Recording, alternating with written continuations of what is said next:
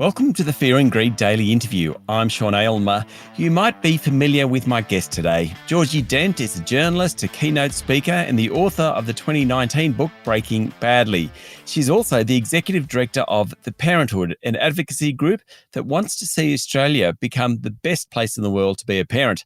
But for that to happen, changes are needed, from family-friendly working conditions to better childcare and early education. Georgie Dent, welcome to Fear and Greed. Thank you for having me. A simple question up front.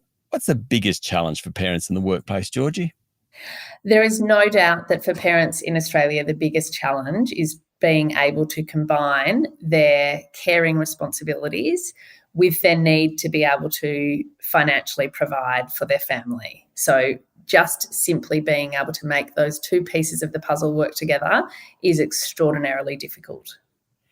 How does Australia rate compared to others? Are we improving the ability for individuals? And I presume mostly it's about primary caregivers, and the primary caregiver often is a woman. Is it fair to say we're making improvements in that area or not? The unfortunate reality is Australia lags the world in the provision of evidence-based policies that we know support children, but also particularly support mothers in their ability to combine their caring responsibilities with paid work.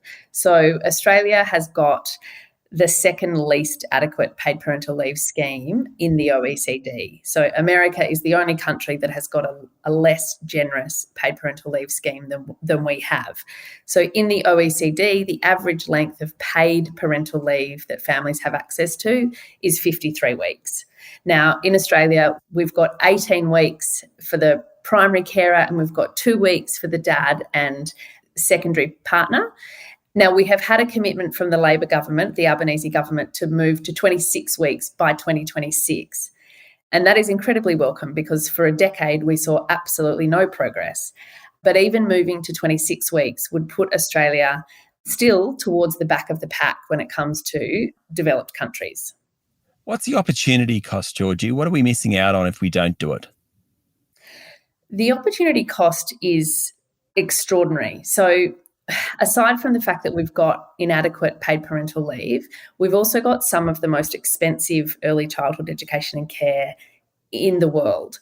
We know that the cost of childcare is so high that it acts as a deterrent even before a baby is necessarily conceived. You know, when couples are even thinking about planning their family, in Australia, they've already built into their planning that the cost of care is so high that two parents working doesn't make sense. And so we have a situation where, despite being a world leader in educating girls and women, we are a global laggard when it comes to women's workforce participation. And the reason for this is because we haven't invested in the infrastructure that enables women in particular, women with children, to participate in paid work. And why that matters is twofold. So for our productivity as a nation, the biggest opportunity we have is tapping into women.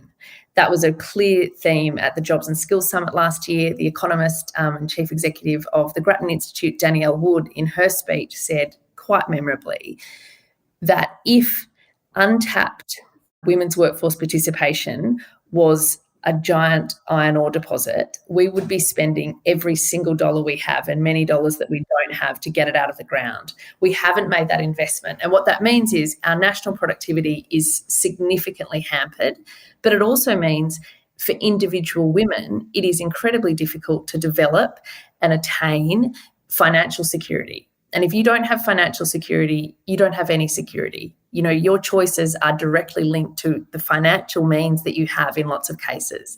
And so the opportunity cost in economic and social terms for women is huge. But the other thing that is less known is the extent to which Australia is letting down children. Now, in a recent UNICEF report, Australia ranked 32nd out of 38 wealthy countries when it comes to the well-being of children. And the report specifically called out that we are failing to consistently provide good health, educational and mental health outcomes for children.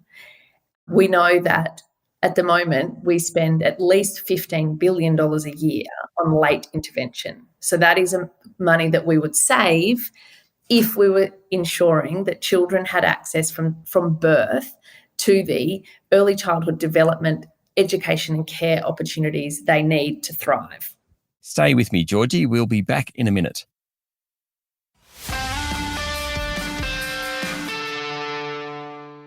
My guest this morning is Georgie Dent, Executive Director of the Parenthood. Just explain that. So the early intervention, and Georgie, I know you have worked with my partner Jackie on this process over a long time. Why is early intervention so important? So between 0 and 5, 90% of brain development occurs. So we have got this richly formative window of time where so much of a little person's brain is developed. And in a lot of ways, it sets the trajectory for life. So when we talk about early intervention, the evidence is really clear that when children are seen by early childhood professionals, and whether that is speech therapists or OTs, whether it's their GP, whether it's the maternal health nurse, whether it's their early educator, children having access to early childhood professionals means that their development is being observed, and therefore if there is something, and I know this from our experience, when our eldest child was 3, it was her early childhood educators who said to us, we think that she needs a speech assessment, and she did, and we went and saw a speech therapist, and within a year her speech had been improved, and that set her up to be in a position that when she arrived at school she was much more able to sort of learn than if she'd missed out on that opportunity, because you get this unique window in the early years to make a huge difference. And further to my point before about the extent to which we're letting children down, and I know this is something that your partner Jackie is far too familiar with, is that the national average in Australia is that 1 in 5 children arrive at school developmentally vulnerable.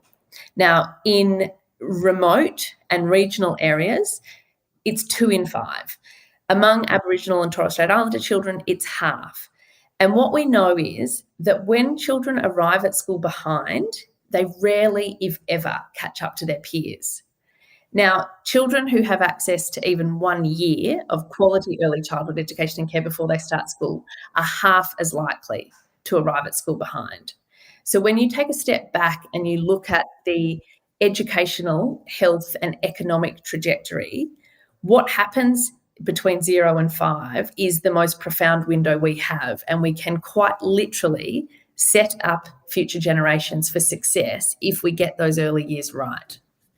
Okay, so we have early intervention and we have financial security / independence for primary caregivers, primarily women. Both those are great objectives. Do you think the government understands it? Do you think they've got the political will? Do you think there'll be something in next week's budget around it? Look, we are coming off the back of, we have had more than a decade of absolute stagnation on pursuing the policies that we know would improve the lives in a meaningful way of children and women in particular. And it is incredibly disappointing that Australia lags the world on so many metrics when it comes to paid parental leave, when it comes to women's workforce participation, when it comes to children accessing early education and care. We lag the world, but that is not an accident. It's because we have not pursued the policies that we know enable children and women in particular to thrive. Now, the 2022 federal election was a really significant election. I mean, every federal election is, but what we saw overwhelmingly in 2022 was women voted for candidates and parties that were committed to action on gender equality. So we saw that from the Teal candidates who were successful. You know, one of their key pillars was on equity.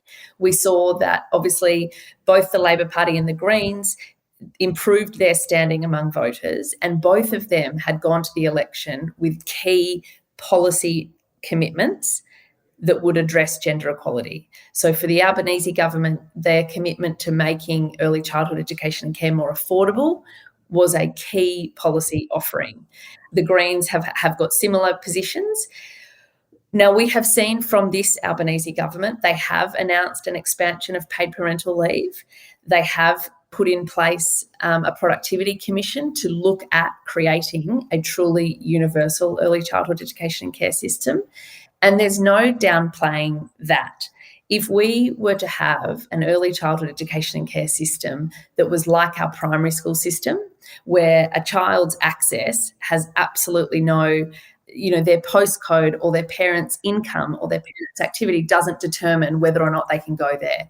If we move to that for the early years, that does represent easily the most significant social, economic reform that we could ever pursue. It is life-changing. So there are promising signs that this federal government recognise the imperative to act, and they recognise the importance of pursuing evidence-based policies, not just sort of, there's that famous line, hope is not a strategy. Saying that we would hope that women are more equal is never going to achieve anything.